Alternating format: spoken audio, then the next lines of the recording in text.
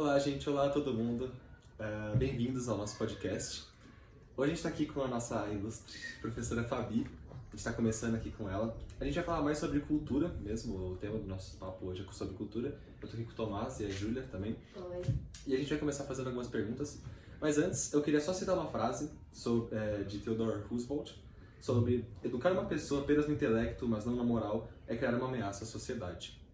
E a gente tem como algo claro que a nossa professora Fabiana, além de ensinar pra gente várias coisas sobre a própria matéria e assunto, ela também dá pra gente bastante repertório sobre a cultura, de como é o nosso país. Ela fala bastante esse tipo de coisa pra gente. Então ela foi uma ótima decisão pra gente conseguir entrevistar nessa vez.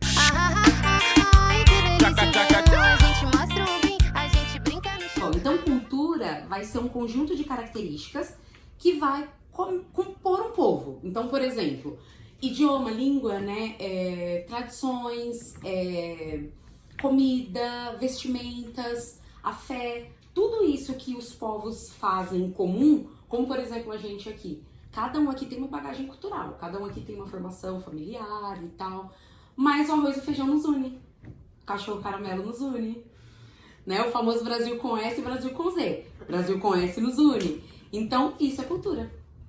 Tá, agora, Fabi, você consegue falar um pouquinho pra gente sobre os tipos de cultura brasileira, todos que existem? Ó, vamos lá. Qual é o problema da gente falar de cultura no Brasil? Dentro desse conceito de cultura ser características em comum que vão compor um povo, a gente tem um país extremamente miscigenado.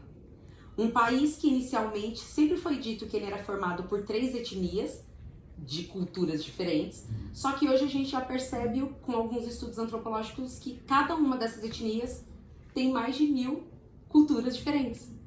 Então, quando a gente fala de cultura brasileira, né, é muito difícil da gente trazer para a nossa realidade identidade cultural para o brasileiro.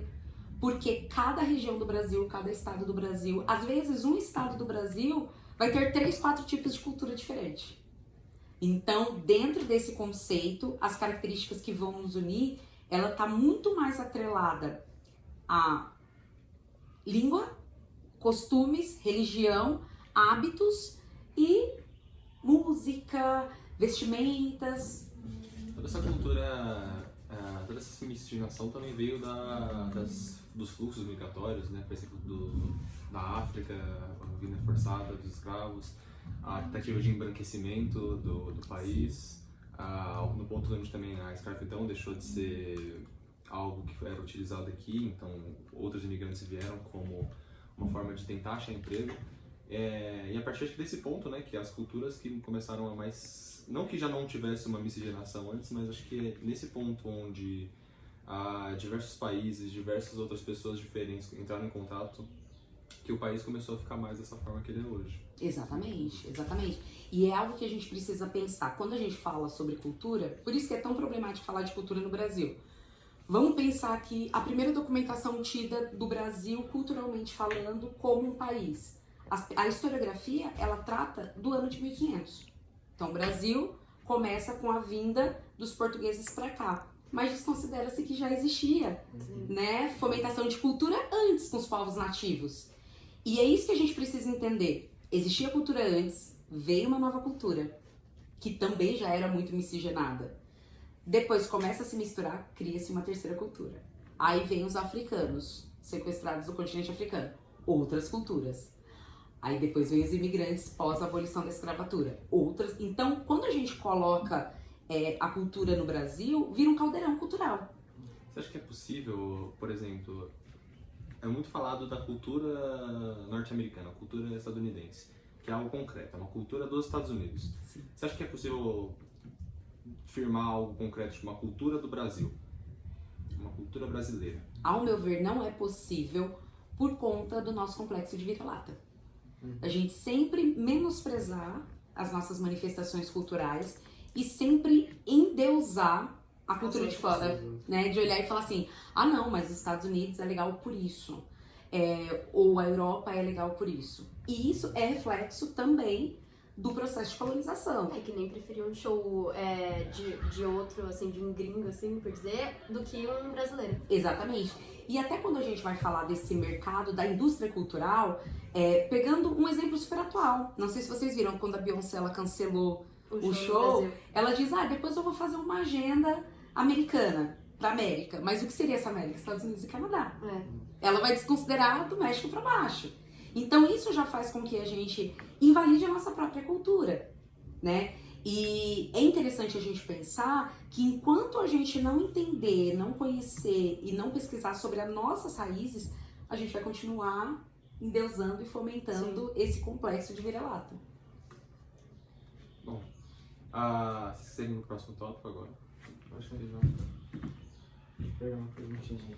Mas antes, acho que até na minha própria frase de cultura, sobre ter falado uma cultura concreta dos Estados Unidos, você consegue ver meio que uma idealização, tipo, nossa, eu afirmo que os Estados Unidos têm uma cultura própria, sendo que também eles tiveram uma miscigenação entre os nativos que já estavam lá e tudo mais, mas se eu não considerar que o Brasil tem uma cultura própria também, acho que dá pra você ver um pouco de...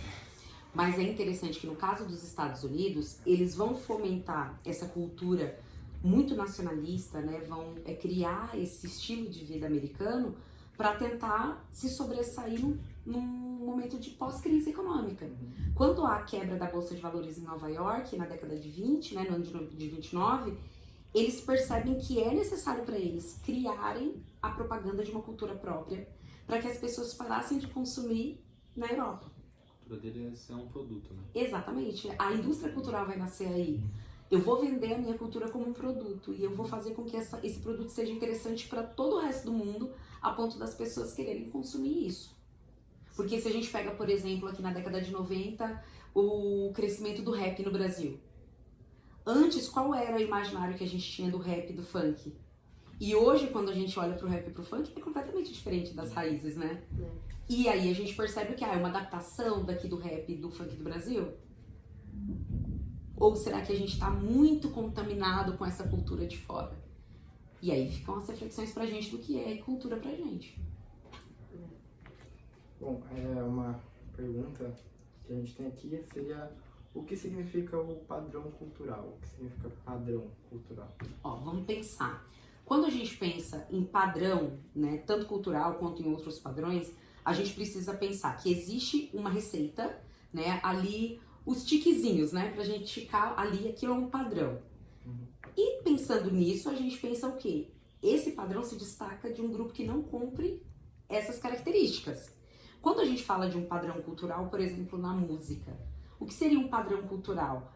Por um tempo, a música boa era uma música clássica, enviesada por uma cultura europeia, eurocentrista, né, onde tinha todo o viés do que era uma cultura na Europa, e as pessoas reproduziam isso em outras partes do mundo. A arte também, ela só meio que tomou forma aqui no Brasil como uma arte brasileira, depois da arte, sei lá, da arte moderna, né? Exatamente. Mas o mais legal é que, assim, quando a gente pensa, e eu concordo com você, a Semana de Arte Moderna, ela foi muito importante para que o Brasil pensasse, poxa, mas a gente tem que parar de copiar a Europa. A gente tem aqui bastante recursos culturais para a gente usar na poesia, na música, nas artes plásticas. Só que quem vai ser o grupo que vai fazer essa Semana de Arte Moderna? Homens, brancos, classe média. Eles não vão olhar para uma cultura de periferia. Eles não vão olhar, não vai ser um movimento de cultura que vai alcançar os menos favorecidos. Vai ser um grupo cultural de raízes brasileiras? Sim, mas que vai manter o padrão ali de uma elite econômica e que, querendo ou não, era uma elite intelectual também. Bem, seguindo essa linha de padrão cultural, você acha que a cultura ela pode ser considerada um sistema de normas? A cultura, sim. A arte, não. E aí a gente tem que pensar que são duas coisas completamente diferentes, né? Quando a gente fala de cultura, por exemplo, reconhecendo todas essas características que vão unir um povo, a gente tem que tomar cuidado. Por quê? Por exemplo, aqui no Brasil, o IBGE ele vai definir como cultura também o território que aquele povo ocupa. Só que vamos pensar, por exemplo, num povo que não tem um território físico. Por exemplo, os ciganos. Eles são nômades, eles não vão ter um território físico. Então, todas as manifestações que eles fazem não é cultura? Então, esse é o problema. A gente pode definir o que é cultura, mas tendo cuidado para separar o que na verdade é cultura e o que é arte. Porque a arte, ela é feita para gerar algo em você, né? Seja uma alegria, você olhar para aquele quadro e você falar, nossa, é uma estátua que parece, né, tem um viés extremamente grego ali, eurocêntrico, mas tem ali penas que remetem a um cacique. Então, nossa, tá fugindo do padrão cultural. Só que aquilo gera um incômodo. Então, mesmo que gere um incômodo, ali tá, a arte ali tá alcançando o que ela foi indicada a ser feito. A cultura não. A partir do momento que eu modifico esses padrões culturais, né, essas características culturais, eu vou formar uma outra cultura. Não é que eu vou destruir essa, mas eu vou miscigenar. E aí, a partir do momento que há miscigenação, há a produção de uma outra cultura. Tanto que se a gente pega, por exemplo, países orientais como o Japão, há uma dificuldade muito grande deles de se relacionarem com pessoas de outra etnia justamente por isso. Porque eles querem manter a cultura deles muito firme. Similar a esse caso da cultura, que você precisa ter espaço, esse tipo de coisa, a gente tem que o IBGE também considera religiões só aquelas que têm templos, não é? Tem Exatamente. locais de... Sim. Que você pode se juntar pra lá, esse tipo de Sim. coisa.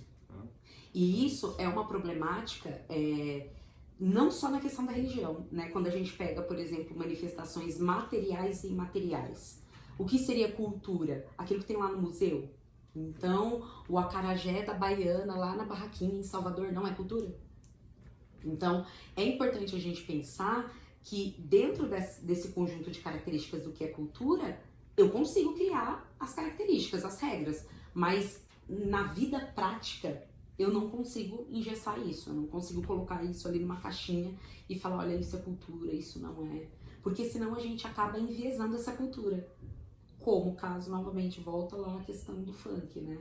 A questão do rap e tudo mais. Então, o que seria cultura? Eu tenho que seguir o script ali ou não? Então, a partir disso, a gente vai ter essas misturas culturais que vão gerar outras culturas, e tudo bem. Mas é importante a gente pensar que institutos como, por exemplo, que o Gu citou como o IBGE, eles são institutos científicos. Então, eles vão trabalhar com dados científicos. Só que essa ciência, ela foge da vida prática às vezes. E se não tiver alguém de todas essas classes menos favorecidas que estão vivendo essas misturas, essas miscigenações, essas novas culturas, esse caldeirão cultural, isso vai morrendo, né? Vai ficando pra trás. Eu acho que um exemplo disso, de alguém ter sempre essa pessoa que está vivendo essa cultura e miscigenação, num exemplo prático, uma pessoa que a gente gosta, é o Brown, do Racionais. Exatamente. Que ele pega a cultura da visão do IBGE e mostra na música Sim. a visão de quem está vivendo, por exemplo, na periferia, está mostrando as desigualdades que acontecem, o problema que está acontecendo, e que o IBGE não menciona nos dados dele. Exatamente. Se menciona, ele simplesmente generaliza. Exatamente. Quando você pega uma pergunta do IBGE, né? Qual é a sua religião? E ali, vamos dar o exemplo, por exemplo, as religiões de matrizes africanas. Ali vai colocar Umbanda, Candomblé. Só que existe aqui banda, existem várias outras, essa ramificação, essa mistura, essa miscigenação. E elas deixam de ser consideradas por não estar dentro de um padrão oficial. E aí a gente pega, por exemplo, falando do Mano Brown, pega o Negro Drama, que não é uma poesia. Né? Não é uma poesia que vai estar ali dentro da vida prática, dentro das periferias, das comunidades, da vida ali. Pega um menino de 13 anos que vai estar ouvindo lá na periferia de onde ele mora. Vai fazer muito mais sentido para ele ler, né, a letra do Mano Brown do que um Drummond. Faz muito mais sentido Muito mais. uma música de, por exemplo, Um Homem na Estrada, do que Sim. você ler algo completamente técnico. Exatamente. Sobre a mesma coisa que fala, só que a pessoa não tem a linguagem ou até mesmo a compreensão que ela precisa para entender aquilo. Exatamente. Para ele vai fazer muito mais sentido o Homem na Estrada do que no meio do caminho tinha uma pedra no meio do caminho. Tá, que pedra! Então, para ele, não faz parte da realidade dele. E se a arte não tem esse papel, né? A cultura, se ela não consegue conversar com a pessoa, ela não faz sentido. feliz quem citou o Mano Brown. Gosto muito. Eu sou muito feliz. Mas eu acho que falando sobre o Mano Brown e sobre a Semana da Arte Moderna, ele foi um dos que deu bastante voz, como diz a própria música, voz ativa, para o povo da periferia. Porque, como você disse mesmo, a Semana da Arte Moderna foi composta por homens brancos que estavam tentando mudar o estilo de arte para uma arte mais brasileira, mas não uma arte brasileira inclusiva. Exatamente. E o movimento do que o Brown mesmo, não só ele, como outros grupos de rap também causaram, foram meio que essenciais para que esse novo meio musical que é o rap, que também veio diretamente dos Estados Unidos, de lugar, pudesse se disseminar no Brasil como uma forma nossa, como uma forma de, tipo assim, não denunciar o que está acontecendo nos Estados Unidos, denunciar a nossa visão brasileira. Sim. E ele foi um grande grupo. Sim, até porque o que eles vão viver lá nos Estados Unidos vai ser, as periferias de lá vai ser completamente diferente daqui, né? Rap sobre segregação de, por exemplo, lugar no ônibus, diferente tipo de banheiro, porque a história é outra. Sim. Não é esse tipo de... Por exemplo, na África tem um apartheid. Sim, sim. Então, assim, é um tipo de denúncia diferente que acontece aqui e lá. Então, acho que o grupo em si é necessário aqui no Brasil. Sim. E foi por isso que, tipo assim, não é algo que você pode simplesmente copiar, que nem acontecia na Semana da Arte Moderna, onde, tipo assim, por mais que não fosse uma cópia, era uma escola que vinha que era basicamente um livro de regras que você seguia. Que era só... Sim. A própria arte moderna, novamente, né? Quando a Anitta Malfatti é extremamente linchada pelo Lobato, né? Com um homem amarelo e tal. E aí depois, o que vira a característica dos quadros da Semana de Arte Moderna? O colorido. Então, precisa sempre alguém romper com o padrão para que o novo padrão seja aceito. Só que precisa vir um novo padrão, a gente não pode simplesmente experimentar e criar coisas novas para ser cultura. E é muito complicado porque quando a gente pega um movimento de contracultura, a Semana de Arte Moderna, como a Pagu e vários outros artistas, a gente percebe que é esse movimento de periferias. Falando assim, olha, tudo bem, vocês estão falando de uma nova cultura, mas vocês não estão ali no chão de fábrica, vocês não estão ali vivendo que a mãe de família que acorda às 5 horas da manhã para trabalhar tá vivendo do que é cultura. Então, vocês estão só mantendo mais do mesmo. E muitas vezes aquilo que foge do padrão cultural tem um olhar mal visto, às vezes até desconsideram aquilo como sendo cultura. Não é cultura, né? Não é balé, então você dança, não é balé, então não é cultura, né? Bom, voltando para agora as perguntas, eu queria te perguntar qual é a relação entre o etnocentrismo e a cultura? Vamos lá, bacana. Vai ter tudo a ver com fechando isso que a gente falou. O etnocentrismo, quando a gente pensa, o eurocentrismo é a Europa no centro, né? Então a gente vai colocar a Europa como o alecrim dourado da história. Estamos aqui no centro e todo mundo aqui no nosso redor. O etnocentrismo é mais perigoso, porque o etnocentrismo ele vai falar, existe só uma cultura, só um padrão cultural, que é o meu. Quando a gente pensa aqui, quando a gente volta para o nosso país no período da colonização, que os negros africanos são sequestrados no continente africano e obrigados a vir para cá trabalhar como escravizados. Eles tinham a cultura deles, cada um ali, né? Tinham religião, língua e tudo mais. Quando eles são colocados nos navios negreiros e é separado, o primeiro objeto de separação é a língua, isso já é etnocentrismo na sua essência. Meio que dizendo assim, olha, aqui nós entendemos que a língua é muito mais do que unir para se rebelar, mas é se unir para se manter vivo. Eu não quero que você se veja como alguém, eu não quero que você se veja como uma pessoa, com uma cultura, então eu vou te separar. Então você tem esse idioma, vai para cá, você tem esse idioma, vem para cá. E agora vocês são obrigados a falar o idioma que vocês falam. Então, que nós falamos, né? Então, quando eles matam a língua, quando eles falam, olha, a partir de agora você não vai se chamar tal nome, você vai se chamar tal, eles estão matando na essência aquela cultura e dizendo que agora não é que é uma cultura melhor, só existe uma cultura a ser seguida. É um padrão de colonização da pessoa, ele é a pessoa como um instrumento colonizador, né? Então, a partir de agora você não é mais nada, você é um objeto e eu vou colonizar você. E aí, quando a gente pensa nisso, o etnocentrismo, ele vai definir o que é cultural, o que é aceito, e ele vai subjugar o que é cultura dos outros. Vamos pegar os museus britânicos. Se a gente tira... Mas a gente chega hoje em todos os museus da Europa e fala assim, olha, a gente vai tirar tudo que não é da Europa daqui. O que sobra? Não sobra nada, porque eles só não conseguiram levar as pirâmides porque não cabia no navio. Eles levaram todos os, né, objetos materiais, objetos culturais dos outros povos e num símbolo de supremacia, de olha aqui quem nós vencemos. Quando eles pegam lá as máscaras africanas do Congo, por exemplo, eles colocam no museu e falam, olha, essas são máscaras do Congo e tal. Eles não estão falando naquilo de, olha que bonito, vem aqui ver essa cultura. Não, eles estão falando, olha, esses daqui foram vítimas porque nós éramos superiores. E nós vencemos esse povo. Então, a cultura material, ela serve também como um artefato de mostrar quem nessa luta ganhou e quem perdeu. Então, o etnocentrismo, ele vai dizer, existe uma cultura que é válida, que é a minha, que é a cultura europeia. E sabe dizer um pouco sobre apropriação cultural? Vamos lá. Assunto delicado, gente. Muito! Quando a gente fala de apropriação cultural aqui no Brasil, é uma problemática por quê? Por conta dessa miscigenação. Vamos pegar a questão aí das tranças, né? Que é algo que sempre, quando fala de apropriação cultural, a gente sempre cai nas tranças. O que difere, né?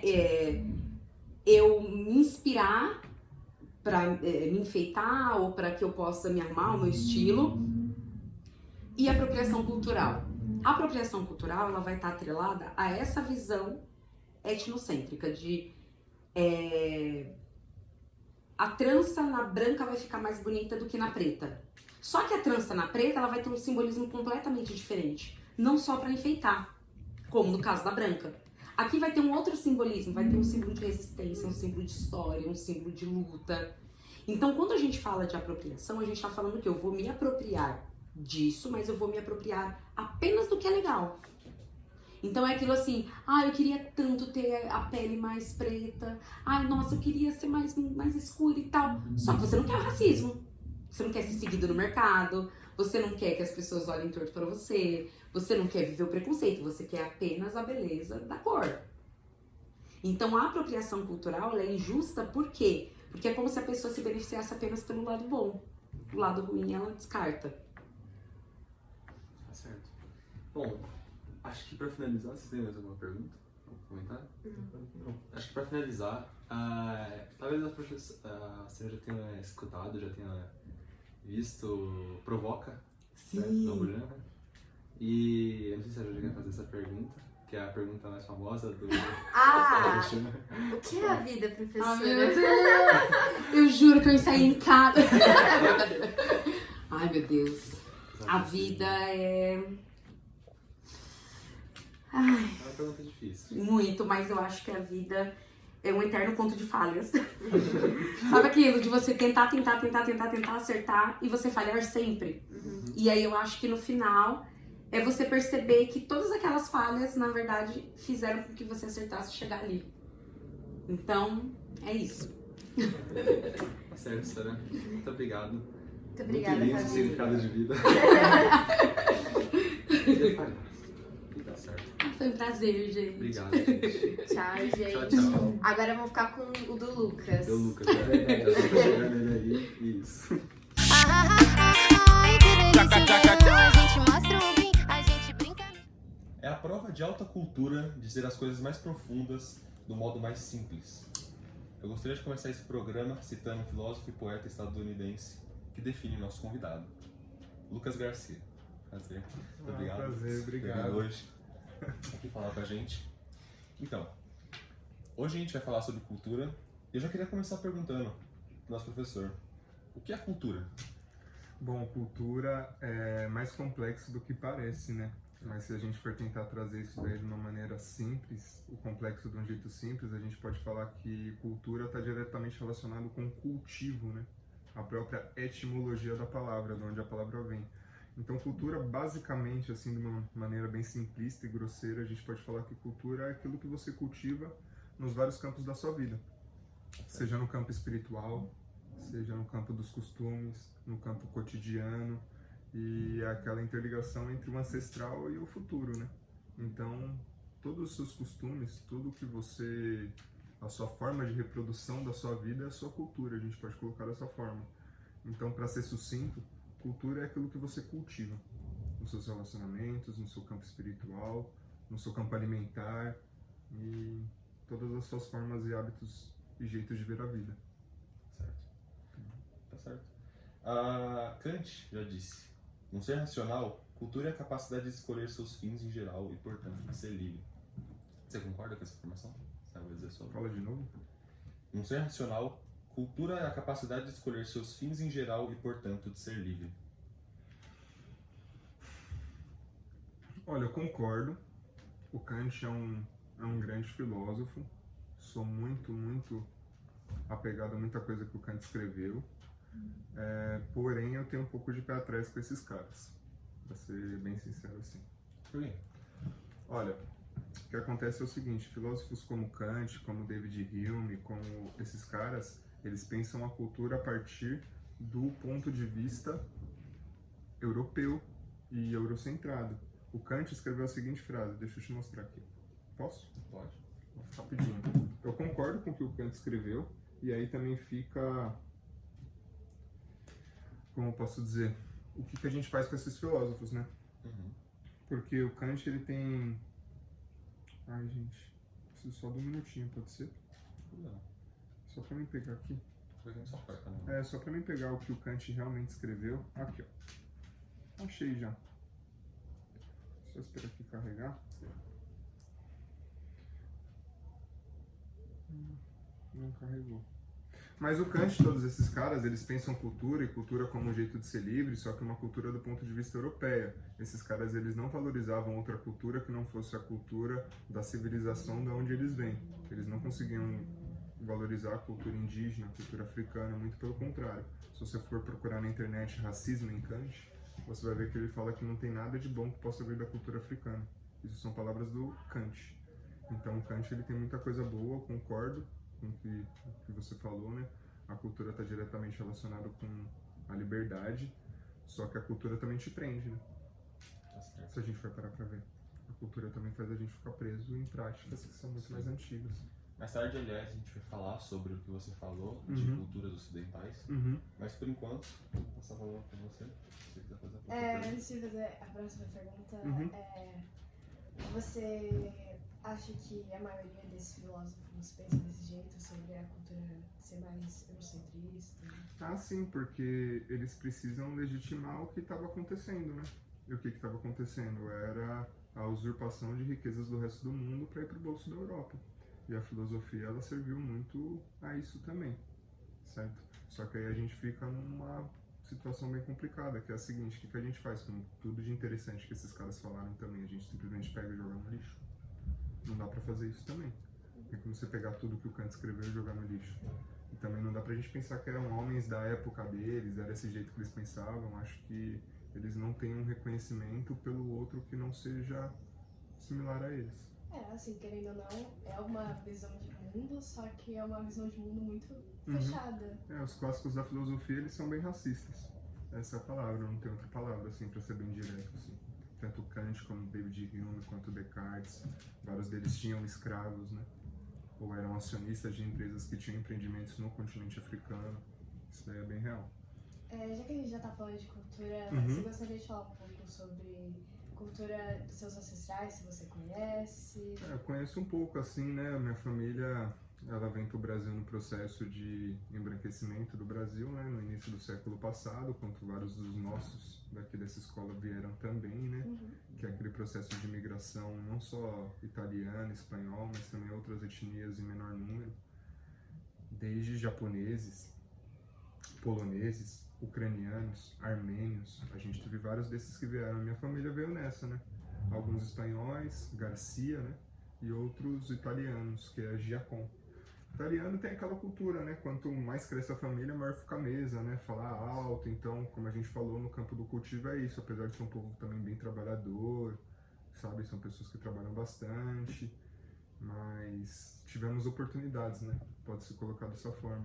Então, mantenho contato, sim, com várias pessoas da minha família. A origem da minha família é uma origem principalmente italiana, que vem nesse processo de embranquecimento do Brasil há mais ou menos uns 100 anos atrás. E A cultura é uma cultura bem de família mesmo, com hábitos alimentares muito voltados para massa, por exemplo, né, cara? Italiano é isso, né? E muita união familiar também, entre nós, assim, também.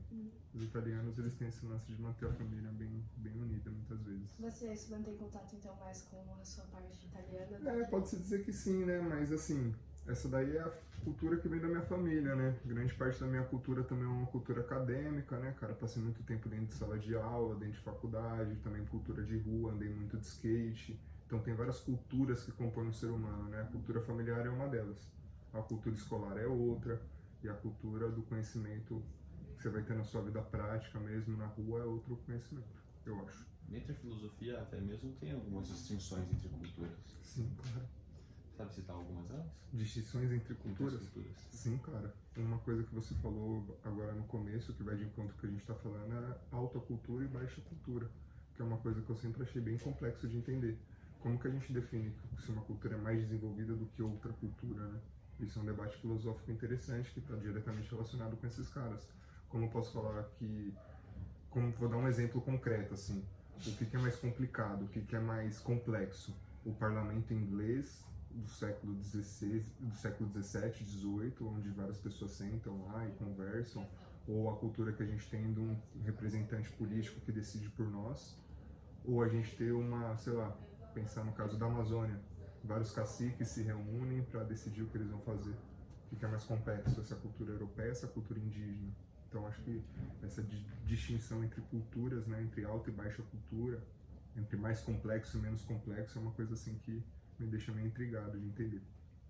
Acho que é isso. Eu acho que não tem uma resposta certa para isso. Né? Não tem. Isso vai de pessoa para pessoa e para um debate.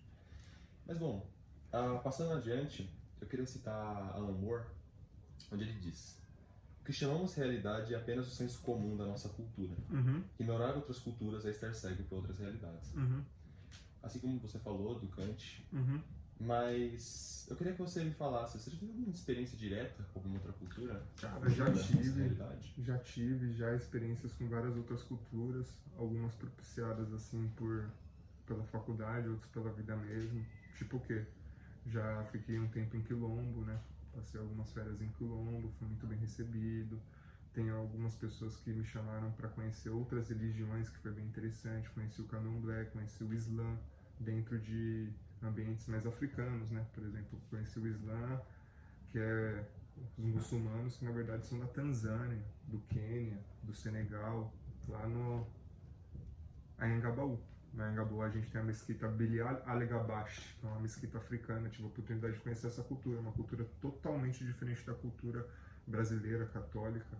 Então tive essa oportunidade de conhecer algumas culturas indígenas, né, cara? Cheguei até a fazer uso de ayahuasca, certo? Tomei ayahuasca junto com os indígenas, foi bem interessante. Fiquei em alguns quilombos. Então tive a oportunidade de conhecer culturas que são diferentes da cultura de origem da minha família, né? Europeia, italiana, enfim. Você já viajou para fora do país? Nunca viajei para fora do país. Você tem vontade de viajar em algum lugar específico? Cara, eu tenho muita vontade de... Eu gosto muito dessas coisas bem antigas, assim, então tenho vontade de conhecer algumas pirâmides, né? Por exemplo, as pirâmides escalonadas da Guatemala, as pirâmides no México, eu acho bem interessante. Tenho vontade de viajar para a Europa também, por que não? Conhecer lá Florença, Gênova, todas essas regiões, Viena. Então tenho vontade de conhecer sim outras culturas e tive a oportunidade de conhecer outras culturas no Brasil, porque o Brasil é um país multicultural. Se vocês estão falando sobre cultura e sobre o Brasil tem desde armênio, assírio, a ucraniano, a alemão, a diversas etnias diferentes africanas, diversas diferentes etnias indígenas.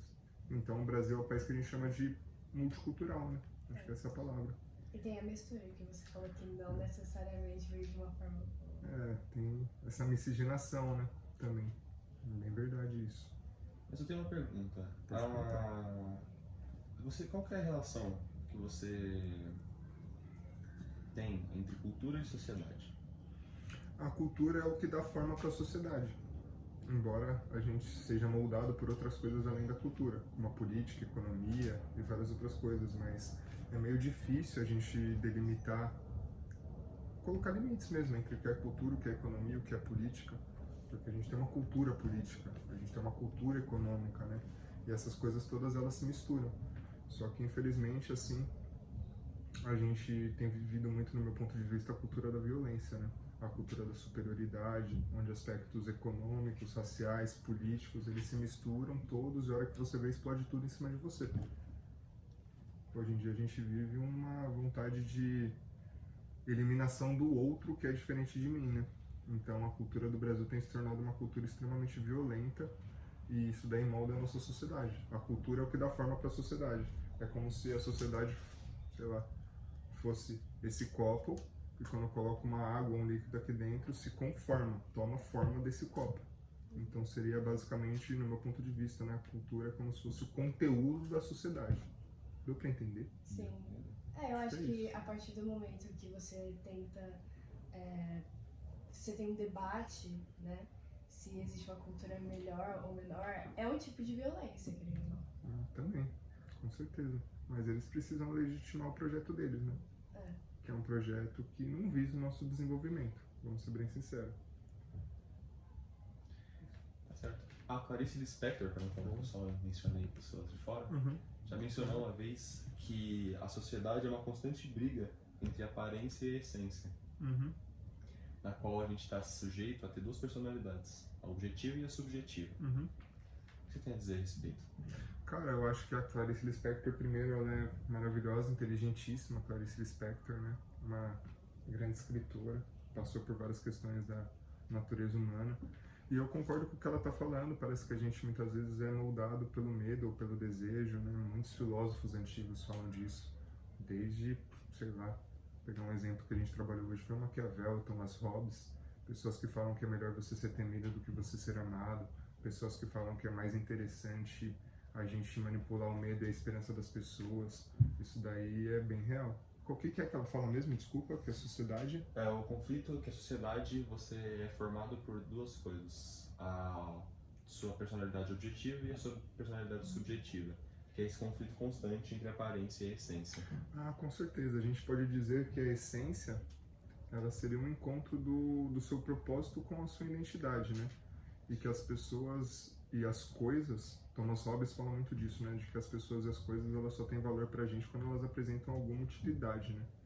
Então, a aparência pode trazer alguma utilidade, né? Também para as pessoas, né? Para as coisas. Muito é vendido porque a gente vive muito também num momento de máscaras sociais, né?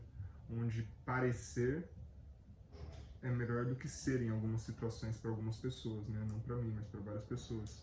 Então, pode parecer um clichê, né? Mas os clichês, eles também são verdadeiros em várias coisas, senão não seriam clichês, né? Então, é uma frase bem clichê, mas para ser é necessário muito mais do que parecer.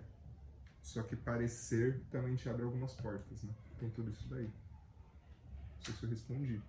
Respondeu com certeza. Será? Até mesmo eu gostaria de lembrar que durante uma das aulas você citou o Thomas Hobbes e você também falou das divergências que é a divergência entre o conceito de que o Hobbes, a filosofia de Hobbes vai até onde a individualidade da pessoa atinge. Isso. Então, Hobbes via a maioria, ele pegava a visão da humanidade como algo concreto, o que na verdade não é. A gente tem todo mundo uma subjetividade, a subjetividade que você falou e uma personalidade. Sim. Mas bom. Você pode assim, Claro, fica à vontade, dá um pouco. meu querido, ó, Tô dando esse desse aluno, Deixa. não sei se você estava no dia da sala que eu falei na sala dos professores. Não tá. Não? Depois eu te explico no particular. Tá bom, pode deixar. Vou deixar assim. Ótimo, obrigado. De nada. Você não Eu deve já tinha me entregue um trabalho, Edna, mas ficou tipo isso aqui. Às vezes eu preciso muito te explicar assim no detalhe pra você entender. Eles estão daqui 5 minutinhos. Se você quiser, quer que eu passe lá? Eu vou entregar algumas provas aqui, eu venho. Fechou. Tá bom? Fechou, obrigado, Edna. Desculpa aí, viu? Imagina, eu peço desculpa. Obrigada. De nada. Agora, para finalizar a primeira parte do podcast, eu queria te perguntar, Pergunta em clássica. uma frase, Uma frase, tá? o que é a vida para você? O que é a vida, Lucas? Vou falar a mesma coisa que o Sérgio Vaz, um grande poeta, falou, já que é pra resumir uma frase. Eu não sei o que é a vida, mas eu sei que dói.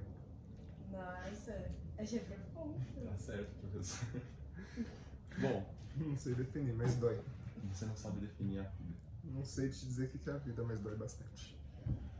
De fato. De fato, dói. Obrigada por ter topado conversar um Obrigado. pouco com a Certo. É gente. isso, desculpa qualquer coisa aí, viu, gente? Não sei Não. se eu... Foi Enfim, perfeito.